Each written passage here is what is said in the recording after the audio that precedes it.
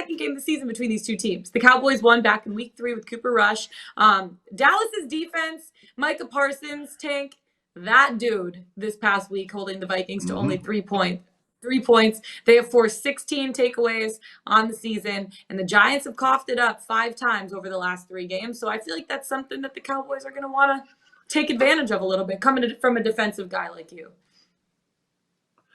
The crazy thing is this, like you would expect when you beat a team down the way that the Cowboys beat the Vikings down on Sunday, at a certain point, you just kind of let off.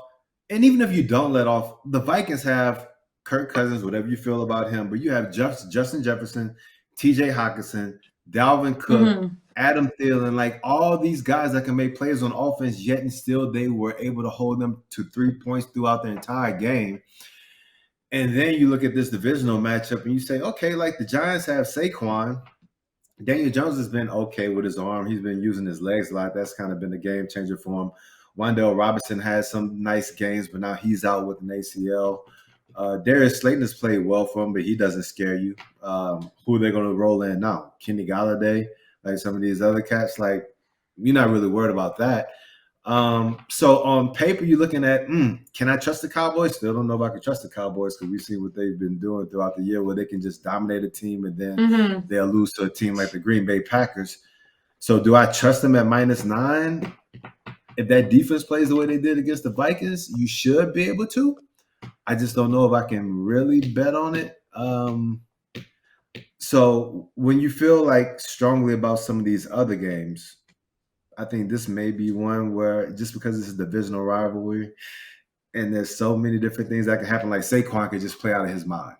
And then that just kind of equalizes everything. I would probably stay away. I don't have a strong lean, but I feel like if the Cowboys, that's the thing. If the Cowboys play how they did last week, and if they can be consistent with that, that defense can overwhelm you. The offense can overwhelm you, and they should blow out every team, honestly. But I just don't know if we can count on that on a weekly basis. So this game will speak a lot to what we will get from the Cowboys moving forward into December and then making a push towards the playoffs. Yeah, Jared, do you have a strong lean in this one? 9.5, a lot of points, but the Giants are 2-9 against the spread in the last 11 meetings between these two teams.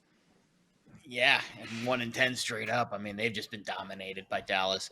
So of all the games this week, this one is giving me the most bullish indicator in the market.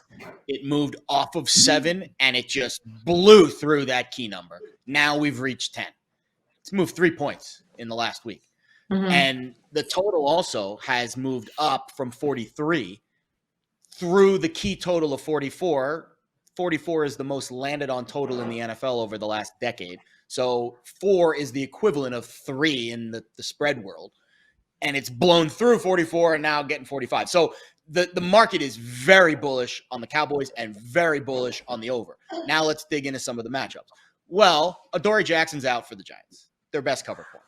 Well, that's bad biz because you're facing CeeDee Lamb and you're facing a Cowboys offense that probably feels a little disrespected after what we saw last week and the prior week. Like, no one's really talking about the Giants right now. You're looking up at the Cowboys right now. You're looking up at the Eagles in the NFC. Obviously, you have other teams in the NFC like the Vikings that are kind of that toast of the town.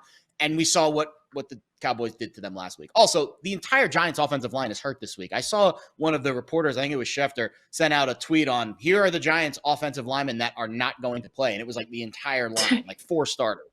And you're facing Micah Parsons and the Dallas defensive line that just is relentless.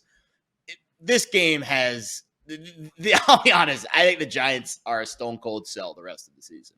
And I think it'll take a whopper of a number for me to even consider getting to the window on them.